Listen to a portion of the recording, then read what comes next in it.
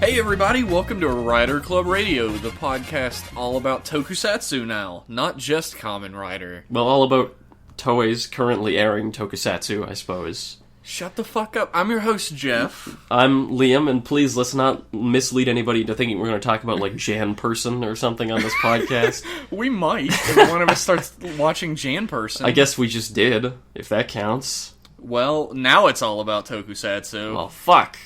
Why don't you tell us... Well, actually, this week, we watched Kamen Rider Ghost episode 22 and Animal Sentai Zyuohger.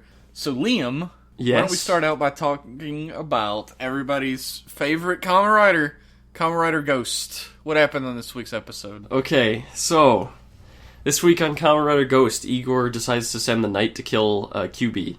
The Knight comes back empty-handed, and Igor says, No. What are you doing? Get the fuck back out there. And he and, like, Steve Bills are plotting some kind of thing. I still can't believe his name is Steve Bills. Steve Bills. I think it's like Bill Gates and Steve Jobs mashed into one. Yeah. All those white people have the same names. It doesn't matter.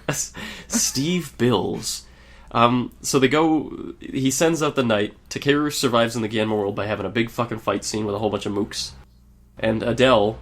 unceremoniously murders his father, Adonis. And I have 1,000,001 questions about that scene, but I'm going to come back to those later. I'm so confused. But what don't you understand about glowing hand explosion? No, meme? it's way... like, I'll come back to it. Holy fuck. Adele tries to frame Alan for the murder. He tells Aelia, he's like, Aelia, you know, Alan, he killed Dad. He killed Adonis, Ghost Dad. And Aelia's like, yo, wow, that's so horrible. And then the second he leaves, she's like, well, that's fucking bullshit. Adele, I know it was you. You piece of shit. It probably would have helped if he didn't come into the room holding a bloody knife with bloodstains all over the front of him. And he goes and he kills Alan now. And he says, this is the perfect crime. I'm going to kill Alan. And then he puts out a warrant for Alan's, second murder. Because if you kill somebody as an icon, they wake up as a real body. All the real bodies are in, like, a room. And Alan wakes up. That was confusing for a second. See, the logistics of this episode are all over the place. And I'm going to talk about that later. But yeah, we'll get into that in a minute. Alan wakes up, and it seems to imply that he doesn't know that he was a human or something, because he wakes up and he's like, what the fuck is going on? I'm not dead. And Adele says... It's good that he had a second set of his clothing there with him, though. Yeah, he wakes up, he finds a change of clothes that's clean. And his brother says, oh, everybody, all of Ganma World, all look for Alan and kill him a second time, because I can't do it for some reason. He's busy. He's the new emperor. He has to stand in a room with glass panels floating in the air and say gibberish. Chant nonsense. Every day. It's a tough job. It's very demanding. So Akari and Onari, they go to investigate Steve Bills, because the painter said that Igor had a special interest in the building, so they go to check out Steve Bills. But the Knight arrives, and they fight. They have a big fight, and they hold the Knight off, but not really. So the Knight goes to kill QB, and they're like, QB, I have an idea. I have an idea that can help us. Paint, QB, paint with all your heart. And QB starts painting, and nothing really comes of that. Yeah, QB paints Onari's head again, because that's all QB does. Yeah. So, shit, this episode jumps around a lot. Takeru gets away from the fighting. He gets his ass kicked and he runs off, and he's in like an underground Ganma building, and he finds all the bodies that people have, and he's looking in one, and one just disintegrates, and he's like, what the fuck is all this? And Makoto is also in this room, but he doesn't find Makoto. Makoto's not in that room, because they show Makoto's body earlier, Alan standing over it, and it's in a room with only one other tube, which I'm guessing was Alan's tube. Yeah, he's in a special room, I forgot. Yeah. So Makoto and Takeru, they regroup, and they catch up to Adele, and they fight him, and Adele turns into, like, a big monster man. He turns into his own kind of Ganma. Yeah, he uses the Ultima icon. Which is a great game. Well, depends on which one you're talking about. I mean, Ultima 9. That's true. So they escape by banishing Adele into the other dimension, the weird King Tut dimension that he throws him in with his phone. They throw him in there. The triangle dimension. They throw him in there, and then they run away. And they get all the icons, they find all the icons, and I fucking hope they grab them all. I don't think it's explicitly shown, but... The only one that's ever shown getting picked up is Musashi, and he puts it in his jacket, and then he sees a big blank-ass piece of shit, and he's like, hey, this is an icon, right? He picks up takes it. He picks up the icon driver G, and I hope he picks up the rest of the icons, and they bump into Necrom, and Necrom's like, listen, guys, I'm a fugitive now, so I guess I'm a good guy, so we gotta fight together and I can leave. So they all fight together, they all teleport out with the help of Necrom and Makoto, they teleport back into the Gamma world, or out of the Gamma world, and back in the human world, the Knight Gamma decides that QB isn't worth killing, because he's such a worthless motherfucker. He's just like, Well, he's mentally handicapped, you can't just murder the mentally challenged. That shit's not ethical. That's so he says, true. you're not even worth killing, so I'm just gonna wait for Takeru. And that was when I thought everyone was gonna split up. But they just stand there. They're just like, Takeru will appear here. What the fuck was up with that? He'll appear here within the hour, probably. Let's just stand here and wait. And I guess they were right in the end, because Takeru comes out of a portal, and he fights... How did they know that? I didn't even think about that. He fights the Knight Ganma, and he kills the Knight Ganma in honorable combat. And then, after that shit, more Javers get made. Javert's body gets woken up by Adele. I'm still going to call him Javel. It's a Javel. much cooler name. Yeah, I think the official romanization is Javert. Is it because on the wiki, which is of course filled with 100% correct information, his name is romanized as Jabel. Well, over time, when they changed it to Alain, they also changed Javel to Javert. So I assume that was because of some new information surfaced. Maybe. Yeah. That's what I assume. We can call him Javert. That's Fuck fine. it. So that was episode 22. Jeff, what did you think? There is some realistic acting in this episode. And there's some of the worst acting in this episode. The realistic acting is when there's a moment that I absolutely love in this episode where Takeru pops back into the real world and he lands and he's like, oh, and he gets back up and the Knight Ganma's like, now we will duel in honorable combat, and he's like, fine. He's all tired, he's got like cuts and bruises all over him, and he's like, oh my god. That was like the most realistic response to that situation. He just goes, fine, and transforms. Well, we will have our honorable final showdown. Let this be our final battle. Fuck, okay. Shit. It's a Tokon. The worst acting is anytime the Emperor, Ghost Dad, is on screen this entire series so far. He's the worst actor next to Red Ninja. They're on equal playing field of their dialogue sounding like an alien is saying it. He doesn't understand speech. I guess you liked this episode then, because his icon gets shattered. He's still alive, of course. His real body's still there. Yeah, this but episode... in that moment, when he kills him, I was like, there's no way that that's his actual death scene. No. God, I hope not.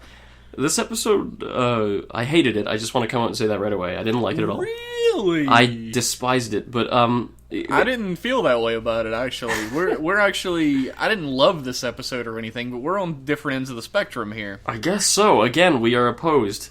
But it's like, this episode goes to show that just because an episode advances the plot doesn't mean I'm going to like it, because this episode advances the plot quite a bit, and I thought it was garbage. It's an episode some that's... fucking pacing issues in this episode. It has no pacing... amount of tape could ever fix. It has pacing issues, but also it has so much convenient writing, and also just nonsensical shit happening all the time. People are bumping into each other so conveniently. I don't understand how they were able to just... Like I said, they're like, Takeru will come back, we'll wait for him. And I thought that would be like... That was stupid. We'll wait 3 days or something, but they just stand there, and she's just standing there. But another thing I don't fucking get about this episode is... So Adele kills his father, right? Yes. But he doesn't bother to kill the real body. But with Alan, he kills Alan...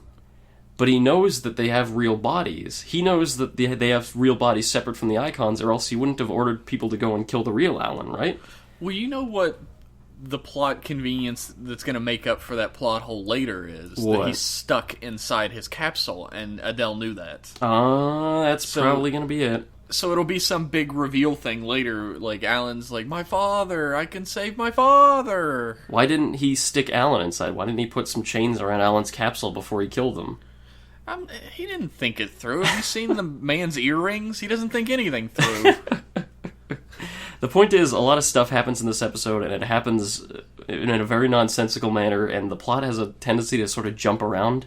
And the monster plot, the plot with the knight, is so tacked on and pointless that it feels like a big tumor hanging off of an episode that would have been mediocre on its own has this big fucking thing hanging off of it where it's just like he gets back and the A plot is resolved for the episode, and then the knight says, "We gotta fight," and he says, "Oh, okay," kills her in 30 seconds.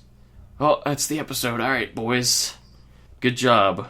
This episode advanced the plot, like, way further than any other episode did. It had some really fucking cool stunts in it. Yeah, I'll give you that. Some great real explosions. It had some good cinematography, and there was actual emotion in some of the scenes, like Takeru feeling that man's memories and seeing all the people die. Yeah, and that was a pretty good scene, I'll give you that. And it's like haunting him now at the end of the episode. Yeah. And we got to learn a little bit more about the Ganma world, how everybody's an icon because their bodies are stored and it seems like their souls are being used for something. Something, yeah, because Igor says their souls are like a resource.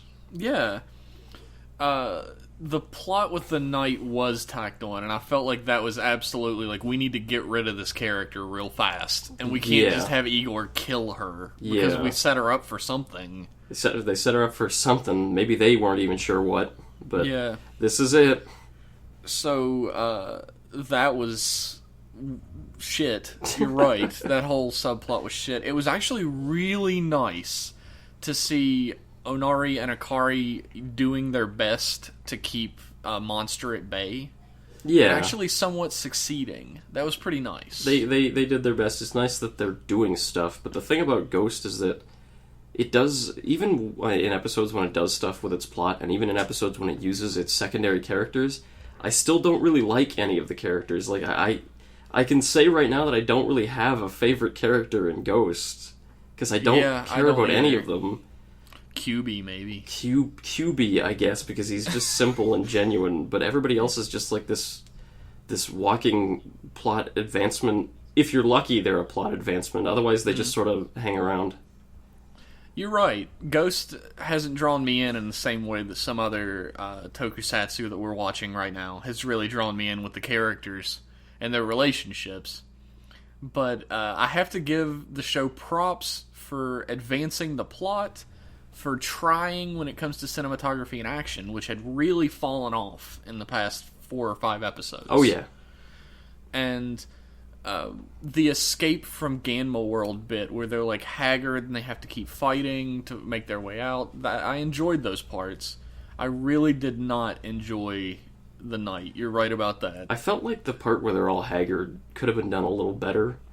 Oh, that's true. And this is a part when there's a lot of time when the physical acting out of suit and the physical acting in suit doesn't really match up. Like, Ghost is tired. That was a problem I had. Yeah. Every time they transform, they're completely refreshed. They just move normally, even though they're all beaten up and tired. And I guess that's it's a super super suit thing in general. Yeah, I suppose. I know, like, Kamen Rider's had some damn good suit acting, and there are a lot of Rider series. I think Tendo Soji is one that I especially like, where you can, even when he's fully transformed and you can't see his face, the way he moves, you can be like, that's Tendo. I can tell right away. Even if it was a different Rider suit, you know that's Tendo. And Ghost I feel like doesn't... he's like Den-O for that, actually. Yeah, oh yeah, because Den-O has different personalities, right? Yeah, his different personalities, the in-suit acting for each personality is worlds different. Yeah. And I like stuff like that, and when Ghost's characters transform, I don't really see any of that, especially when they're supposed to be, like in this episode, they're supposed to be all haggard and tired, or there's like a state that would suggest the suit acting would be a certain way, and it doesn't really go that way. I don't care for that. I didn't hate this episode like you did. I did not like it. I really feel like I'm only judging the episode based on the episodes around it. Though, if I took it to the extreme of thinking, what about other Rider series? This wasn't really a good episode. Well, I guess by Ghost standards, it wasn't bad, but boy, not a lot of things are bad by Ghost standards. It's... Our opinion is sliding in this fucking series as it goes along. Like, Liam has gotten to the point where he's just like, this is shit, fuck it. And I'm like, well, this episode wasn't as garbage as previous episodes, so... there are no more pretenses on this podcast. It's all gone. Oh, we tried to make sure we didn't piss off too many people, but who gives a shit? Now at this point, I mean, it's not a secret anymore. This episode wasn't, like... I didn't love it. I thought it was alright. I liked it. There have been better episodes in this series, but not many. I did not care for it. It had a tacked-on monster plot. It jumped around too much. I didn't think the suit acting was as good as it could have been, and I don't like any of the characters. It was a plot that was very character-focused, but, like, you gotta do more to flesh them out. They introduced us to these characters in a way that made us not like them. They were annoying, and their personalities were very one-dimensional. Wait, which characters? All of them, or...? All of them. All of them. Like, every time a character was introduced, except when Makoto was a villain. Yeah. Makoto as a villain had pathos and made me interested to see where his story was going, and it turns out that in 5 or 6 episodes it was going to be not that interesting. Yeah, that was way... His whole plot line when he started was way too interesting, and the writer said, we gotta shut this shit down right now. We can't have this. It was tough to get interested in anything these characters were doing. It's just in general in this series, because I don't really... Akari, Onari... They're all nice characters. They're all friendly, but I don't hate them or anything, but I just don't give a shit about them, you know? They're boring. Yeah. They're boring because they have no depth. There's no depth to them, and they try to make up for them being boring by having them act, like, over-exuberant. Like, oh, they can't be boring if they, do a lot of body acting and jump around. Yeah. No, they can if be they're yelling a lot, then they're exciting. They can be pretty fucking boring, yeah. They still are. That's been my problem the whole series. I can't get into these characters. Yeah, it's a shame. That's a shame. Especially Takeru, like... Takeru? He still doesn't really have a concrete personality. He is main character man. I read an article, like, years and years ago, and I was reminded of it this week, is that some people theorize that a lot of newer Kamen Rider protagonists are purposely kind of bland, so that the viewer can project their own personality onto them. Oh god, I don't want to be Takeru. But that makes for a shitty protagonist, so I don't know if that's... Even if it's on purpose, I can't get behind it at all. I don't know if that's particularly true. I mean, maybe it was true with Koda, because his personality kept shifting. I could see that with Koda. I could see it with Wizard, who... Yeah, well, Haruto, to begin with, had sort of it seemed like he was almost going to go like a Tendo Soji decade kind of route, where he was going to be like a smarmy dickhead. Yeah. But they didn't really go all the way with that, even in the first few episodes, and then it was Bland City from then on out. That's a shame. And maybe Takeru is kind of like that, like they don't want to make him... I don't know. I don't know if it's like a... They just want kids to be able to see themselves in Takeru, so they make him purposely vague, so that... I think that's shit, though. If you want to make a character that the audience can see themselves as, and can find, like, a connection to, so that they can exist in this world in their imagination or whatever, they can feel like they're a part of what they're watching. I think the best way to do that is with somebody, like, I go back to fucking Gatak all the time. But Kagami is a great character for that, because he's a fuck-up. He's fleshed out, but he's relatable at the same time. Yeah, he has his entire personality, and his viewpoint is our viewpoint as the audience, and that's done through writing, acting, and plot progression. And even if you Three things that Ghost does not have going on right now. And even if you haven't experienced personally, like, even if your life is not Kagami's one-to-one, you can look at his situation and you can empathize with him because he feels like a real character who reacts realistically to things. And that's why you like him.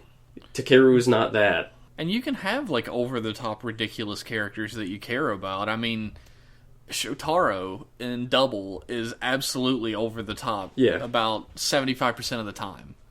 But he has a personality and a depth to his character that goes beyond just making silly faces. Yeah. And a lot of Ghost characters do not. That's a damn shame. We're shitting all over Ghost this week, everybody. Get on the train. There was a part at the very end in the next episode preview that made me actually laugh quite hard. And that was, because, you know, they started it and they said, oh, next episode, and it showed 2 shots of Grateful Soul. Yes. Just totally silent other than the music. There was no dialogue, no sound effects, not even any text on the screen saying, like, oh, a new form. It was just 2 blank shots of Grateful Soul, and it's a big mess. And I thought, yeah, that was pretty indicative of the show as a whole. Just here's a picture, and here's another picture of a suit. All right, there you go, kids. You love it. Buy the toy. This is the amount of effort we're going to put in. Grateful Soul is fucking... The helmet is hideous.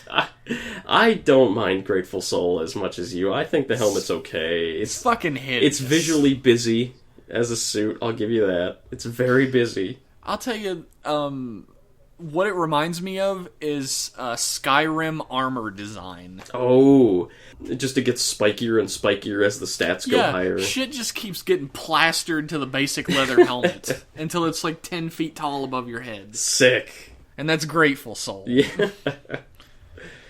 I think that's all we have to say about Ghost. You hated it, and I liked it alright this episode. Yeah, I guess that's it. Them's the breaks. Them's the breaks. Do we have any news this time around? We have some news. Not a whole lot, but we have some. Let's hear about it. Okay, so this week Toei teased a mysterious Kamen Rider project as part of the Superhero Year 2016. And it shows a silhouette of a rider that you can't really tell. I'm not sure if it's a new character or an old character. It's a mysterious silhouette and 2 boxes, like empty squares, empty white squares. And that's all it is. There's like a silhouette of a logo as well, but you can't make it out. There's nothing else on this? No, that's it. I've seen that. I thought that there was more to that, though. Nope, not yet.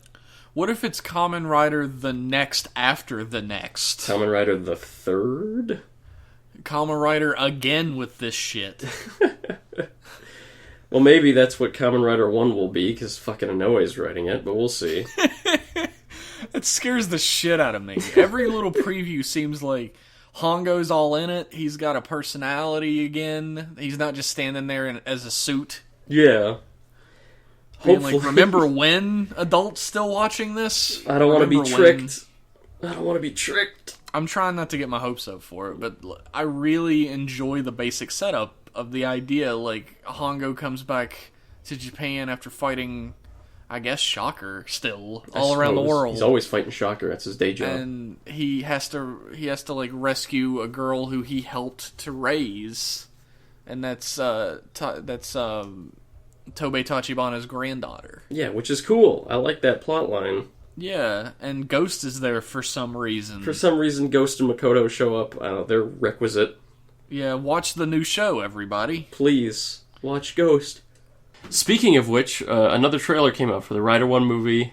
Another week, another trailer. Eventually, we're just going to have seen all of this movie. Just piece it all together. Tell us how it ends, Toei. Yeah, just do it. Well, apparently, if the rumors are right, Hongo's going to fucking die. Yeah, every single fucking bit of the trailer is like Kamen Rider 1's last adventure. Yeah. His final fight. His final transformation. Do you get that he's gonna die yet? He dies in this movie. Maybe he's gonna retire. He's gonna retire to a grave. Anyways, the trailer doesn't show much. He does a rider punch. He does a transformation. That's all. You can check it out.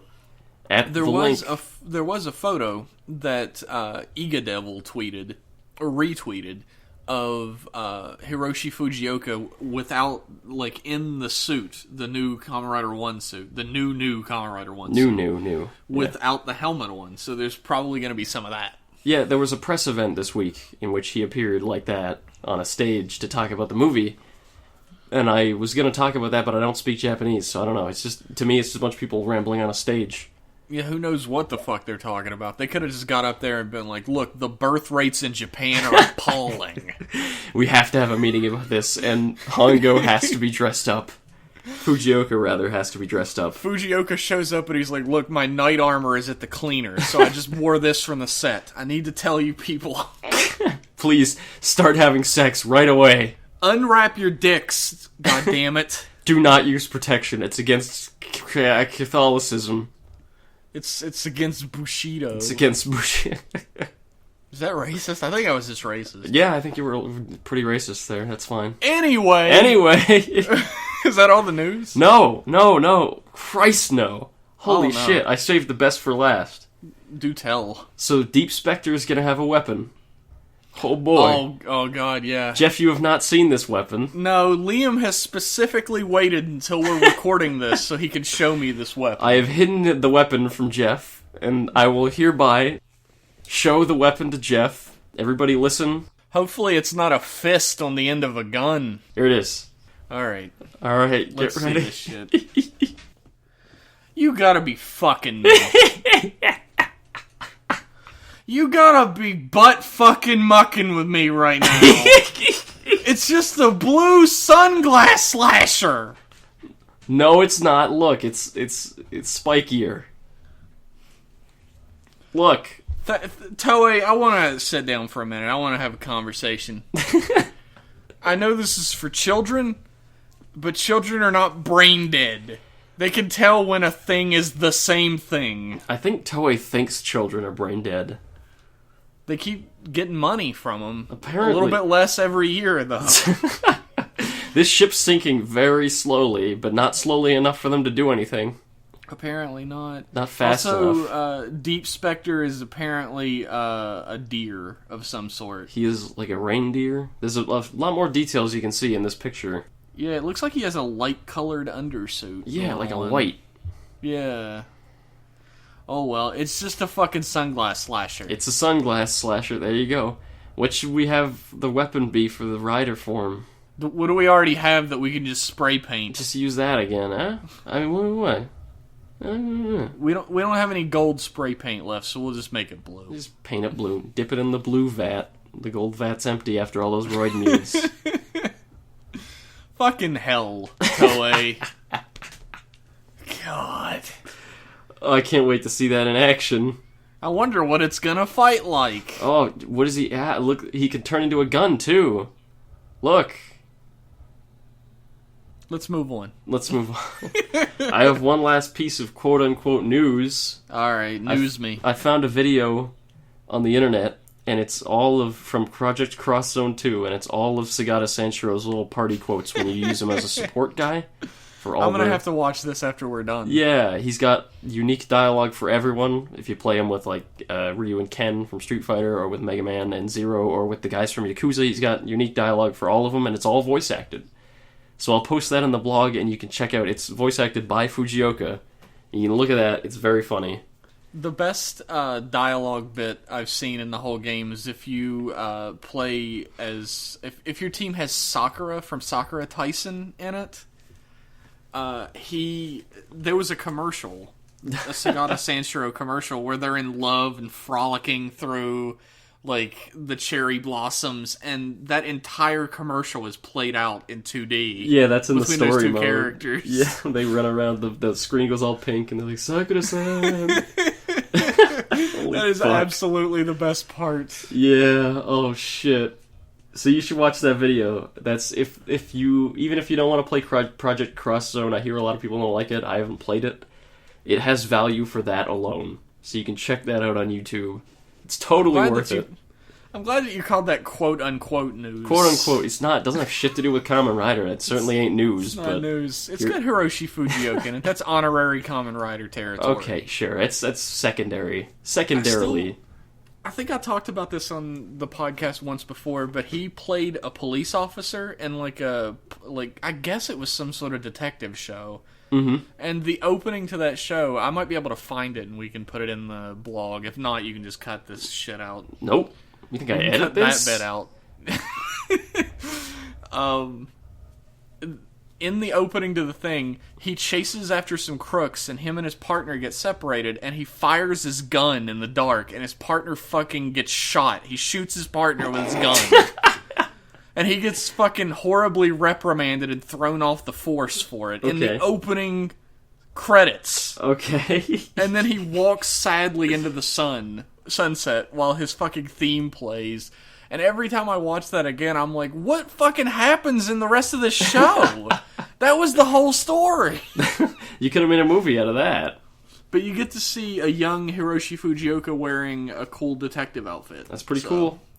I'll try and find that. So I have one last bit of news. I've been staring at the picture of the Deep Slasher this whole time, and I noticed it has a little goblin nose between the glasses. Are you fucking with me? I'm not fucking. Look close. Let me go back to this image. There's a little red goblin nose. Oh my god. Oh my god. It's like the nose on the fucking Green Goblin suit. Yeah, from the fucking Sam Raimi Spider-Man movie. Yeah. That's what it looks like. Holy shit. It's a new weapon now. Now it's completely new weapon. Now it's new, okay? Guess we got egg on our face. Hopefully no fucking North American neckbeards talk shit about our special weapon now. We put this nose on it. Thank God. John Toei. He saved it. That was a John Toei idea. He came down from his fucking golden throne in his top floor office. He descended from the nether.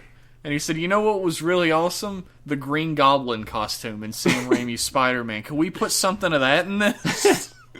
He's that guy who works on a thing who's like, he doesn't do any of the writing staff, but then he comes down and he looks at what they have, and he's like, add in like a robot spider or something, and then he goes back, and they're all like, what the fuck do we do? What was the name of that director who kept trying to get the fucking giant spider in every superhero movie? Yeah, the guy that made Wild Wild West. I don't fucking remember. He really wanted to have giant spiders and everything, and he finally got his wish. I guess so. So that was a waste of everyone's time and effort. Ghost is like that, but with Javert. We gotta have more Javert. I wanted to fucking point out that you made the joke a while back that Javert was going to just show up every time Takeru needed to get an upgrade. And guess what happens next episode? Now that Javert's back. Javert is here. He's got the Icon Driver G. Javert, he wakes up Javert. Adele wakes up Javert and he's like, you know what you must do. You have to go and let Takeru kill you now. He's got the Icon Driver, Javert. You have a job to do. Shit. Oh my god. I can't believe I was watching, and when Javert got back up, I was like, are you fucking kidding me? Liam is calling it with this show. Here it comes. He's gonna die, and it'll be like, oh, his real body's dead. Oh, and then they'll be like, good thing we had his twin brother on reserve. They already had two Javerts in this episode, like the Javert brothers. Yeah, that's true. They had the Javert. Those are like the infinite clone Javerts, though. This is the real one who's much stronger, so you can show how strong Grateful Soul is. Fucking... I can't believe that. Did you write this show? I created it, don't you remember? I remember you creating it, but I didn't know you wrote every episode. Yep. I'm making it bad on purpose because it's funny. It stopped being funny a while ago. It's a meta joke, you just don't understand. There's the Andy Kaufman joke right there. There's my Andy Kaufman humor. Alright, are you done? Now the news is over. Now we can go into the Super Sentai second. Oh boy. I watched Zyuohger this week. Did you watch Zyuohger? I did watch Zyuohger this week. What did you think? There was a gorilla in it. Yeah, it was a gorilla-late. It was a great episode. You tried so hard. I could feel the fucking effort being put into that. The strain in my voice. You gotta give me a pity laugh. There you go. Thank you. What'd you think about this episode, Liam? I liked it. Not as much as the past ones, but I liked it. I agree. The whole... It was very much a children's show thing where we learn that just because one person has been mean to us in the past doesn't mean that all people will be. It's the very ham-fisted, very obvious racism is bad, kids episode. To be fair, that's something the Japanese could probably really learn. That might be a good lesson. Maybe so. Oh, fuck. The Japanese are like, maybe we should accept gorillas. Maybe we shouldn't be so horrible to the gorillas in our zoos. There's going to be a terrible rash of children now in Japan going out to the woods to find gorillas. Yeah, because everybody knows the Japanese gorilla. It's the best animal. They're going out to the zoos, the Japanese zoos, to find the gorillas and make friends with them and get horribly mauled. Fun fact, Larry the gorilla is voiced by the voice actor who did Joseph Joestar, Old Joseph, in Part 3 of JoJo's Bizarre Adventure. Oh, really? Yeah. You could probably tell when he keeps going, no! Yeah, I guess I didn't watch JoJo. I only read JoJo. So I didn't catch that. You haven't seen any of the million compilations of Old Joseph yelling in English? I haven't, actually, no. I remember him yelling in English in the manga. Oh my god! Yeah, but he's... There's a great part where he goes, wow, shit! Yeah. Not Jerry. Joseph Joestar. Not Larry. Larry, Joseph Joestar. fuck. But the best one that Joseph Joestar says is he says, son of a bitch! Yeah. But this episode... He is the voice of Larry, and Larry is a great gorilla. Larry, I enjoyed this episode because it wasn't... Other than the ham-fisted, not all gorillas are bad episode... It's just an episode that's got a lot of character. The cliche episode that happens in every children's show. Not all gorillas are bad. All these networks trying to push this fucking political pro-gorilla message on our kids. My favorite episode of Full House was the one where Stephanie learned that the gorillas that moved in down the street to the trees were not bad people. Or bad gorillas, anyway. If you can't tell if I'm laughing or crying, it's both. We talked more about fucking gorillas than we have about Sentai. You want to talk about Sentai? I guess if we gotta. So, I'm starting to settle into the pattern with Sentai. I'm starting to settle because that I haven't been in since I watched Sun Vulcan a long, long time ago. Which is like, you got a problem every episode, and it's resolved at the end of the episode, but maybe a character that's introduced gets to stay. And Larry is gonna stay. The coolest part about this episode isn't this episode, it's next episode. Where and Larry... the fallout of what happened in this episode. Yeah, that's the most brilliant thing. Okay, so Takeru, Yamato's getting his ass kicked, and Larry gives him his power so he can turn into Juo Gorilla, and then the next episode preview, it's like, Larry's dying because he gave you his power.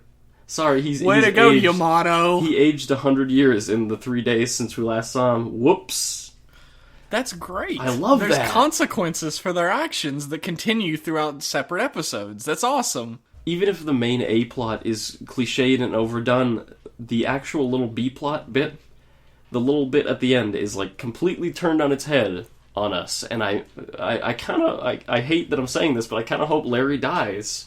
I think that'd be very interesting. Larry! Larry, that could be his last words. No! He blows up like a monster. That would be so fucked up if he's like slowly dying and he like reaches up and grabs Yamato's hand and he's like, my spirit will always be with you.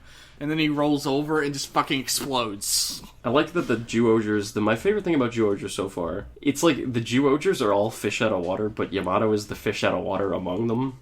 And it makes a really fun dynamic for them, especially when they're like, they don't understand social cues and stuff, and there's a lot of nice little comedy out of that. So it makes for a charming little show. It's a fun show. It's absolutely one of the most fun shows I've watched in recent time. And it's not ridiculously stupid in the way that most fun shows try to be. Well, the next episode preview here proves that. It's not just a dumb thing. There's some by cool the way, stuff. your friend is dying. Yeah. it has, unless, like, I'm hoping there's not, like, a huge tone whiplash at that scene. I don't know how they would do it without having a tone whiplash, but I don't know. I'll put my faith in them because I like this show so far. They do, like, small little heartfelt scenes fairly well. Like the part where Yamato tells Larry that he's not going to hurt him and stuff. Yeah. That was actually a pretty well done little scene, and it could have ended up being really shitty really easily because a guy is holding a Bigfoot suit's hand and telling him he's not going to hurt him. It could have felt very cheesy and forced and out of place, but thankfully it didn't. I don't know how they keep doing it. They just play it totally straight. That's all you gotta do, really, is just put effort into it and play it completely straight. And it works. Here's another fun fact for you. that hideous fucking monster at the beginning of the episode that's just a giant head on legs and arms coming out of it. Yeah. Is pretty obviously the reused T-Rex dopant body that I was talking about last week. Oh, that's a crazy fucking coincidence. From Kamen Rider Double. Like, it's the exact same size and shape, it's a different color, and it has shit coming off of it. Oh my god. It's the same suit. That's hysterical. And it looks just as bad now as it did then. So that's how it looked in Double. It was a big dumb... Yeah, it was a big dumb fucking foam dinosaur head with human arms and legs coming out of it. That's really stupid. Do you think JoJo is killing off its main villains too fast? I feel like there will be more main villains. I hope so. Because we don't know anything about the Death Galians yet. Yeah. The only thing we know is that the guy with the glowing mouth is Genis. Yeah. Is the leader of this group. We don't even know anything about the actual hierarchy of the Death Galians. These guys could end up being small fries. That's for all true. We know. I kind of hope the Death Galians get fleshed out, because I like them as villains. Yeah, I was shocked when Angry Cube Man, what's his name? Angry Cube Man, I don't know. Well, when Angry Cube Man dies, I was like, holy shit, really? Yeah, really early. That's crazy. He fucking eats it. I like that, actually. I wasn't expecting... Like, usually Sentai, in general, has a setup at the beginning with the monster showing up. Then they fight the monster dies, the monster gets turned giant, they pull out their shit and fight the monster and win. End of episode. This had, like, a completely different setup from the way the entire episode flowed. Yeah, monster appears and then is completely out of the plot, and it's all about the characters, which is why you watch JoJo in the first place. So yeah, put those front and center, and you have a good show. The whole invasion fleet force thing, they use their giant robot in the first 5 minutes of the episode. Yeah. And they destroy the fleet, and then the rest of the episode is characterization. You get another fight scene when Cubeman dies, but it's not the focus of the episode. And when you have such strong characters that you really care about, it's a great idea to focus on them over everything else. Ghost writers, take note. What JoJo is doing right now is called a character arc. They don't have characters in Ghost. This is a very important thing to have. The thing with Larry, it's short, but it's a thing when something happens to a character and they deal with it and they come out different in the end. Please take notes. The gorilla body is still hilarious. The big foam muscle suit with the Hulk hands is hilarious. Oh, the Duo gorilla. It looks fucking... Yeah, the Duo gorilla. Larry's gorilla suit is also hilarious. But yeah. He looks like Planet of the Apes from like the 1960s, 70s or whatever. One, yeah. But like, did you say Hugh Hefner? The Hugh Hefner? The NRA guy. Oh god, no, I can't remember his name. I confused him with Hugh Hefner again. It doesn't I always matter. do that. This is not the NRA cast. Okay. It looks like Planet of the Apes, Charlton Heston. It looks like Planet of the Apes, but like less money went into it. Yeah. But I still like Larry. Less money and more style. Why is Larry dressed like a Rastafarian, but he speaks Spanish all the time? Because that was the first person... He speaks Spanish, but a Rastafarian was the first person he murdered when he arrived on Earth to take their clothes. So that's why he's got that. I'm guessing he dressed like that even in Jua world. Yeah, I guess humans have all their own clothes, so... Yeah, and nobody ever... This is the weird thing about Japanese media in general. You can walk around dressed like you're fucking cosplaying a character from the show that you're on, and no one will bat an eye at you. Yeah, Ranger was that, exactly. They dress like cavemen wherever they go, and everyone's like, welcome to my store, would you like some ramen? Hello, fine normal people. Yeah, they walk around wearing, like, fucking... It's not even a time period's clothes. It's just ridiculous-ass fantasy clothes I love. It's and weird. Everybody's just like, hey, you want a job? You want to work at my fucking cafe? We won't make you change your clothes. These people must be on their way to a convention. I think Dan is the only character that wears normal clothes because he gets the job at the restaurant. Oh yeah, Dan from Ranger gets a job. Yeah. He wears the regular clothes. Besides Mai transforms into regular clothes for disguise all the time. Yeah. But we're not talking about that. We're talking about Zyuohger. This is Zyuohger, not Zyuranger. Oh my god, I'm confused. Anyway, back to Geki, the best ranger. Of course. Yamato, I love his outfit. I guess I haven't mentioned that so far, but I love Yamato's costume. His normal costume, his human costume. Yeah, he's got a great look. I especially like his, he has a scarf, and I know the name of that scarf. A krama. A krama? Yeah, it's a, Malaysian-style scarf, and I know that because I looked them up after I watched the movie The Protector, also called Tom Young-gung. Yeah, I know The Protector. You watched it with me, as a matter of fact. Did we? We watched The Protector together? Yeah, we watched The Protector. That was that... The Protector's the movie where Tony Jaa wants to get his elephants back. But the elephants, he protects the elephants, yeah. Yeah, I don't we remember watched that together. Shit, that must be where I've seen it then. I don't remember where I saw it, but I guess that's where I saw it. If you haven't seen The Protector / Tom Young-gung, go watch that shit. That is one of the fucking sickest action movies I've ever seen. It's got a fucking fantastic action. Oh man, there's no there is actually characterization, but Tony Jaa can't act. Tony Jaa is not very charismatic. Jackie Chan, he ain't, but he is can't good at act.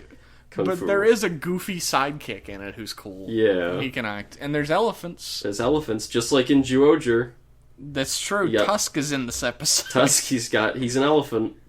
There isn't a whole lot of the other... Actually, there is. The bit where they're trying to get Larry to accept Yamato by sneaking him into situations is hilarious. Oh, yeah. A lot of physical comedy. He just keeps appearing when the camera comes over, and it's great. They're like, let's pull some weeds. Okay, and then it'll be a cut, and then Yamato's there, and he's like, yeah, pulling weeds is so fun, right, guys? And Larry freaks the fuck out, runs away every time. It's great. There's a lot of great physical comedy. There's this great characterization. Zyuohger is awesome. I love Zyuohger. Zyuohger does all the things right to make a good Sentai show. I'm going to have to probably start watching Ghost first, and then watching Zyuohger, holding off on it. Clean the taste out of your mouth of Ghost. Because by the time I finish Zyuohger and start watching Ghost, I'm like, shit, I wish I was watching Zyuohger right now. Just watch Zyuohger twice.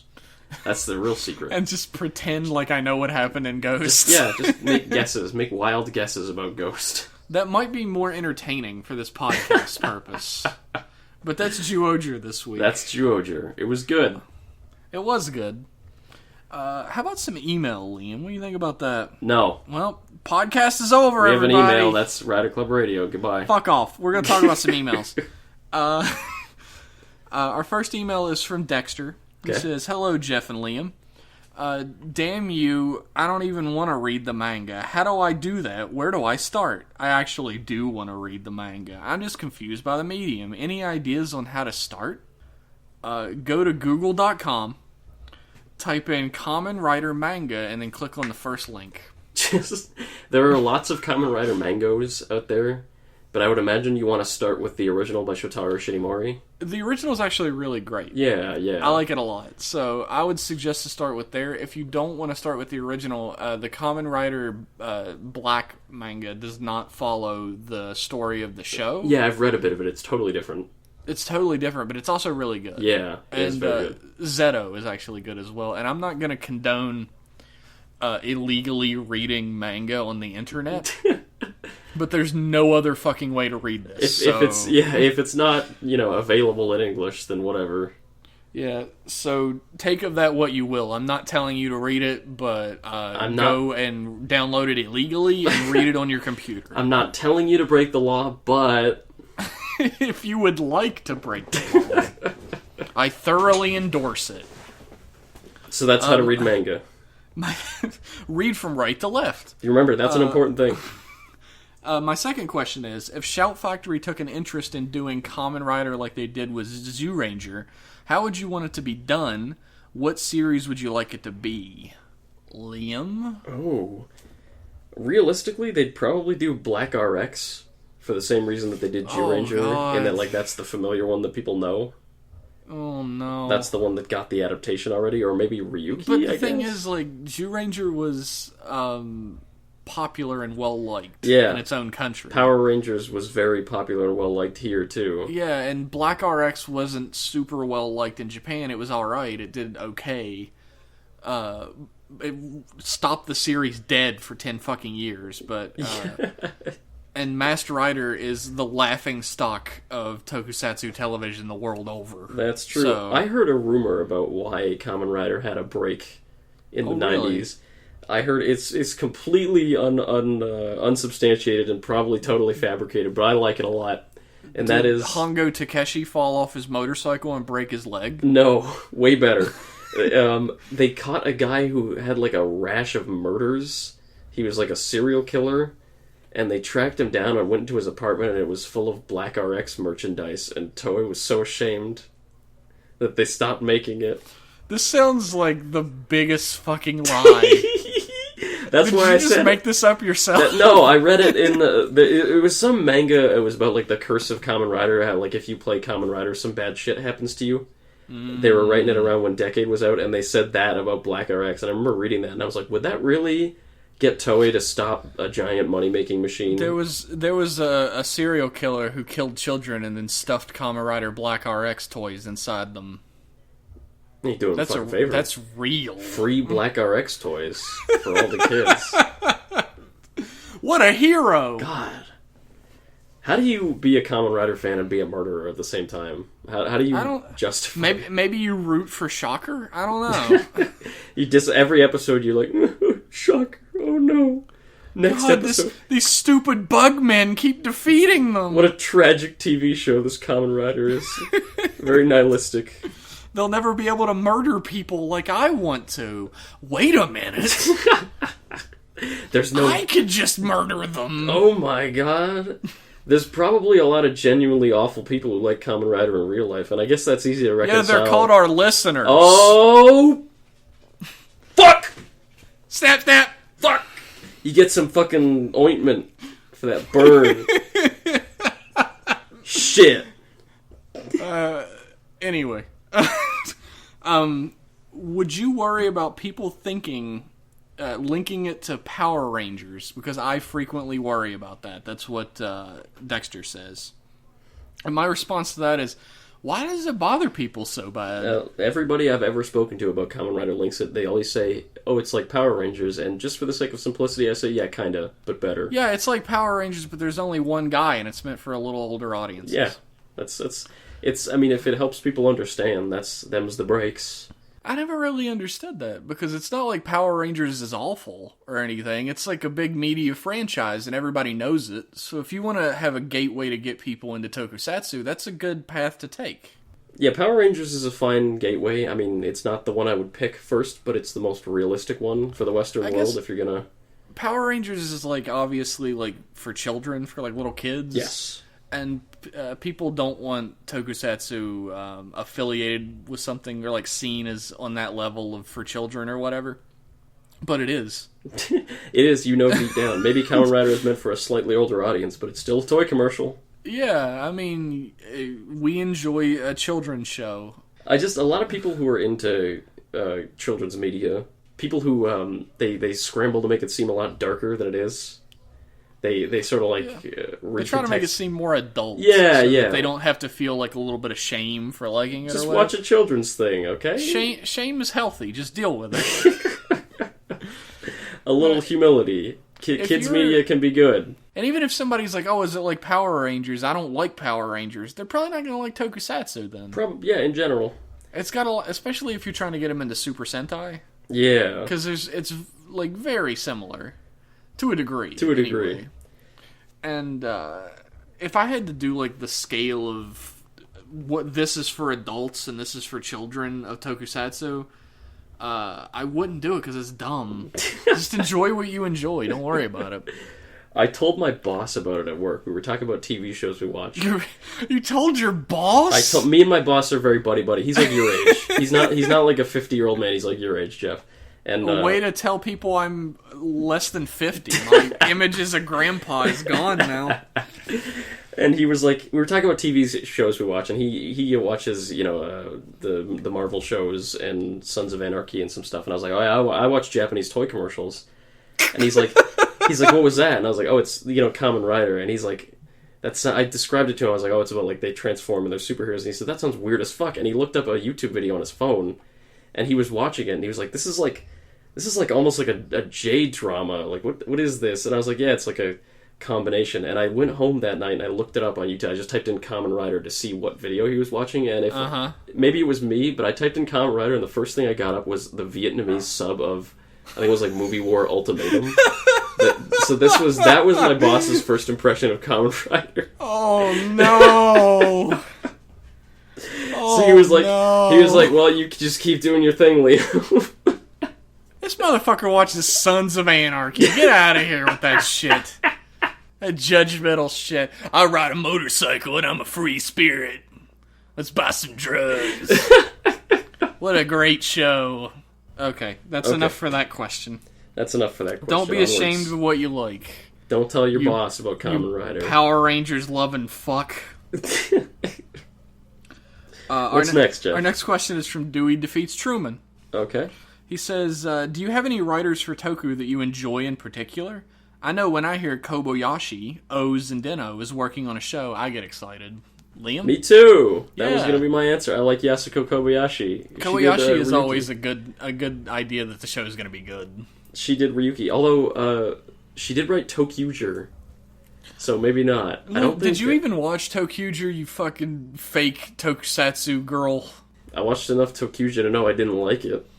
It might, from what I hear, Tokyuger actually got really good. I just can't bring myself to watch it. It's at least got a bad beginning, but maybe I think Sentai is a formula that's a little more difficult to work within.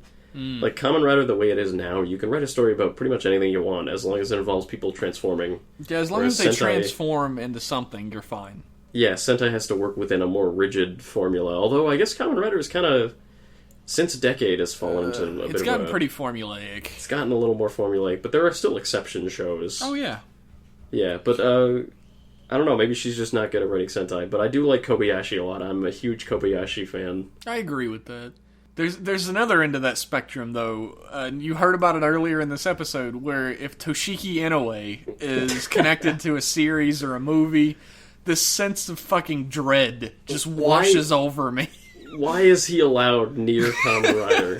Because he did some good things once. He wrote Agito, and Agito's a fine show, but like, he is the M. Night Shyamalan of Kamen Rider. He did one good thing, and he's been coasting on that shit for 2 decades. See, it seemed like Toei was getting smart. They were finally like, Toshiki comes in, and he's like, hey guys, let me write some Kamen Rider. They're like, okay, write this novel. Write this manga adaptation of a 15-year-old show. Yeah, he came in Stay and away. He was like, I got this idea about this guy who grew up eating his mom's shit. Can I put that in the show? Great, write a book about it that hopefully no one will read.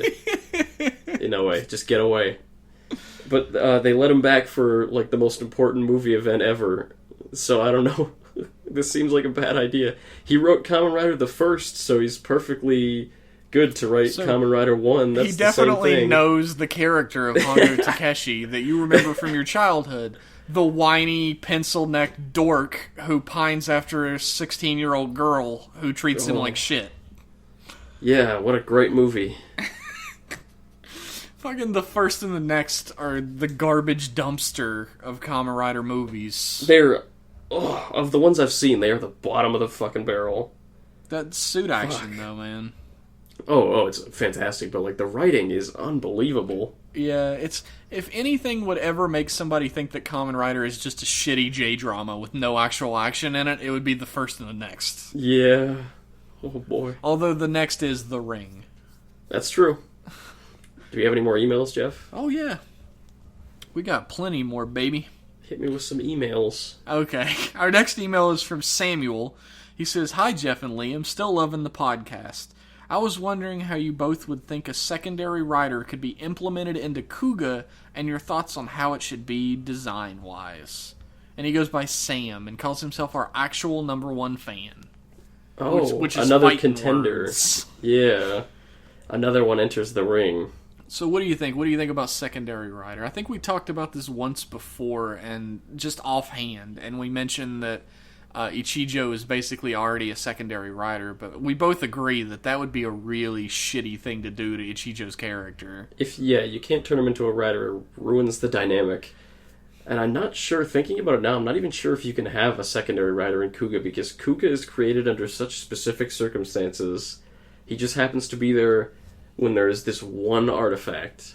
And, like, what else are you going to do? Have a second artifact? Or they do it all the time.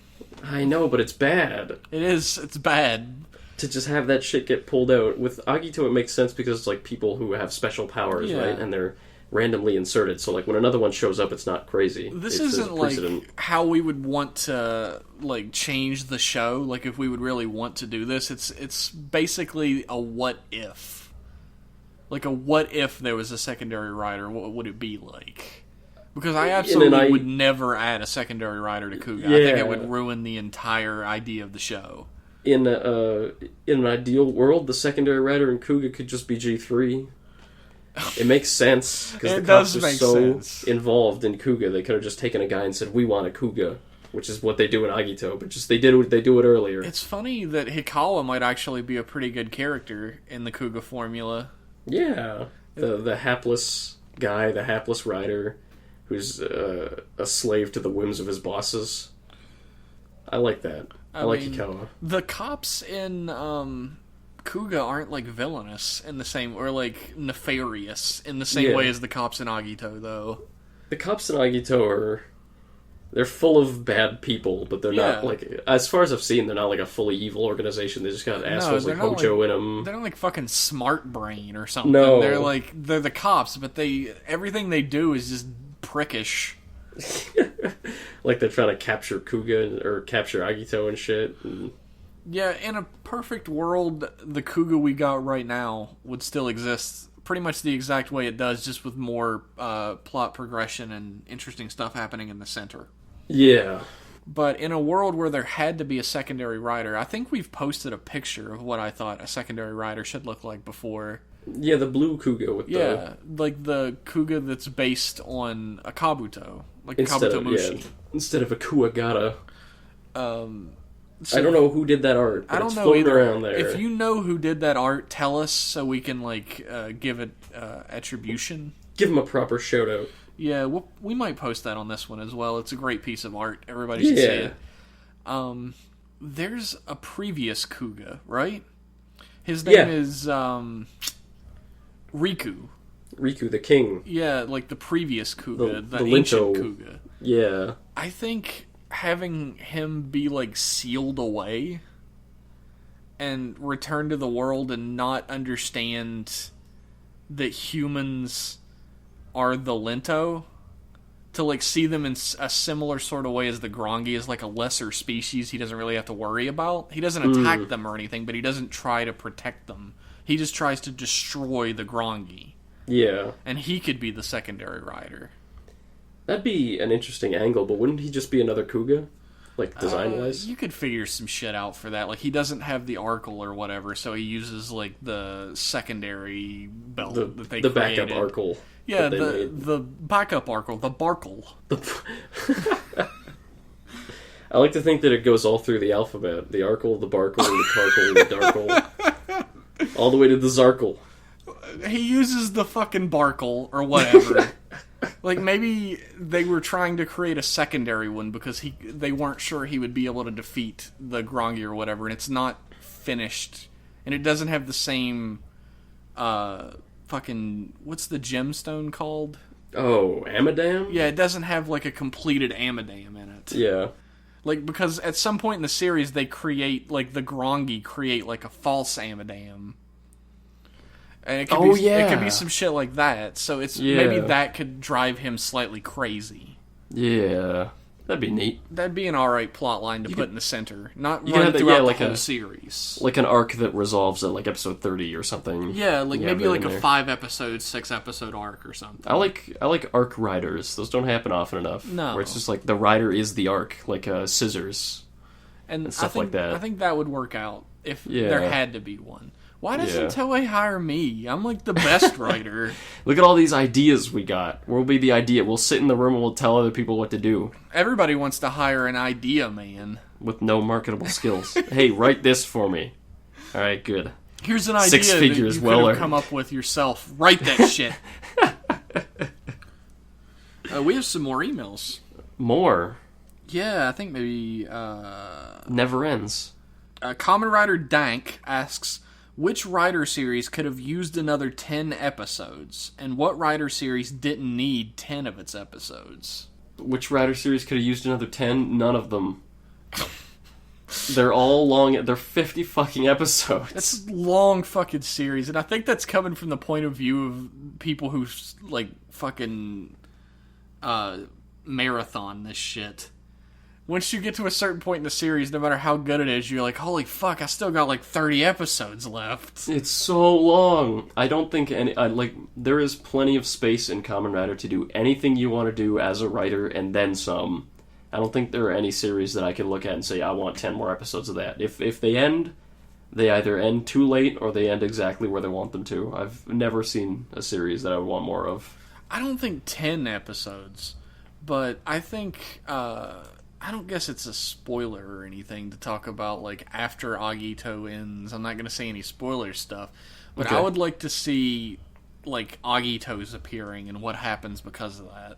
Oh, yeah. I think that would be a cool, like, episode or two. Yeah. I think that might be really it. Most series are too long, and if they could use more episodes, it's to fix the shitty episodes that happened in them. Yeah, like, you could say you could give Ryuki an extra 10 episodes to have all the 13 riders, but I'd rather they just have the 13 riders in the show that they already have. Exactly. You could give 10 more episodes to Kabuto for it to have a satisfying conclusion, but they could have just done that with the regular fucking show. Kabuto was my pick for removing 15 or 20 episodes, maybe. My pick is actually Kuga, even though I love Kuga. Removing 10 episodes in the middle of Kuga would make it, like, the perfect series for me. Kuga could stand to be shaved, that's for sure. That would make it, like, the perfect series for me. Yeah. I guess a lot of people, I haven't really seen Hibiki, but I feel like a lot of people would shave 10 episodes off Hibiki. Yeah. After it goes downhill after the writer change. Oh, yeah, I hear Hibiki is a big retooling. Yeah. A lot of people say it's not as bad as it gets credit for, though, but we'll see. I'm trying to keep up with Metronome subs. Oh, they put yeah. out new episodes. Yeah. Alright, any more emails? Oh, you're done, huh? You got nothing else to say about that shit. I got nothing else to say on this topic, yeah. Alright. One more email from Timeline. Okay. Timeline says, so guys, which writer do you think had the most realistic origin or explanation from their powers? And oppositely, which had the most far-fetched explanation? Oh my god, realistic origin, What was Shin's origin? Isn't he just a fucking horrible monster? Shin is a disgusting genetic mutant. Actually, that might be it. Yeah. They tried to experiment on a human and they made an awful fucking mutant monster. Yeah, that's pretty realistic compared to most of the other stuff in Rider. Yeah. The least realistic is Ryuki, because you make friends with a mirror demon and you use a deck of cards to control your superpowers. What about and you go Deno? inside the mirror. What about Deno? Deno is about time travelers from the future who come back in time. I guess that's not that crazy. I mean, they are Imagine, which are like creatures or whatever, but yeah, I still don't think it's as bad as mirror beings dragging you into the mirror. You gotta make a contract with a monster, and that makes your shit red. Or blue, or whatever. Yeah, I don't know. Most Kamen Riders have ridiculous origins. Yeah, I guess the bog standard kidnapped by an evil organization and turned into a cyborg isn't really that far-fetched. It's far-fetched when you think about why they don't brainwash them first. Yeah. And then turn them into the super cyborg. They have to give them their, like, brain upgrades, their cyborg brain upgrades first. Okay, give them the brain upgrade, then brainwash, yeah, just do it at the same time. Do the neck down. Don't wake them up and gloat at them. That's unnecessary. Yeah, I don't know. I don't know what I would pick for most unrealistic. A lot of them are unrealistic. Yeah, I mean... Who knows, man? Double doesn't even really have an explanation for his powers exactly. It's like there's information in the world. They use it to transform. Jay gets his belt from a talking alien grasshopper. He gets his belt from ancient spirits of the earth that live underneath the ground. But there is the talking grasshopper. There's a talking grasshopper in both Jay and Zeto, and in Kamen Rider World, it's treated as the same grasshopper. Yeah, I figured it was the same. Which is weird. Is it really the same grasshopper in both movies? Yeah, he gets around, man. He talks in Jay. The grasshopper talks. But in Zeto, it doesn't. It communicates to his brain in Zeto. Yeah. There's the scene where the grasshopper jumps on his shoulder and stares deeply into his eyes. Yeah. And then he gets up and goes, I understand, and runs off. That fucking... He stands up and goes, Wagato! And then runs away. But it crawls up on his arm, and I watched that movie with a lady... And she was fucking terrified at that scene. She was cringing away, going, "Oh God, why doesn't he flick that thing off?" I was like, "Cause it's his friend. Its name is Barry." Barry, that was. And she said, "You can give that fucking piece of shit the nicest name you want. It's still a monster." Shit. I don't know if that answered any questions. I don't know. I forgot what the question realistic was. Is either Shin or bog standard cyborg. Most far-fetched for me is Ryuki. Yeah, I'd say Ryuki as well. I'd agree. I think that's all we got. That's the end of the episode. Thanks for tuning in.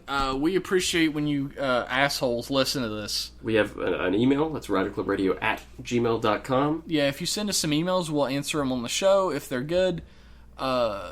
And everybody will enjoy it. It'll be a good time. Or you can just interact with us on Twitter at Rider Club Radio.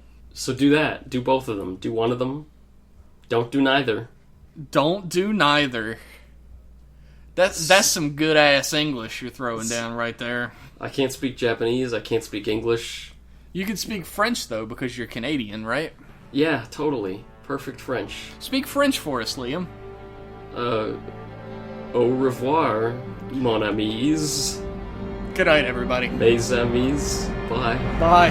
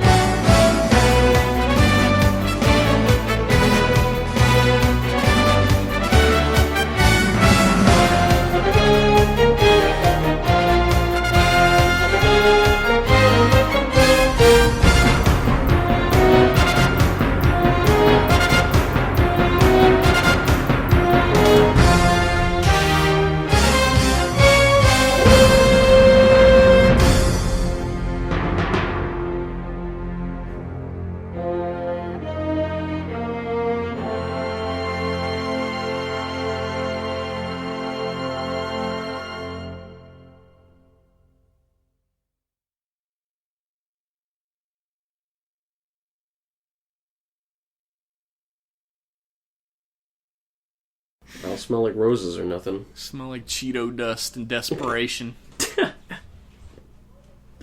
Mostly sweat and plastic emanates from my room.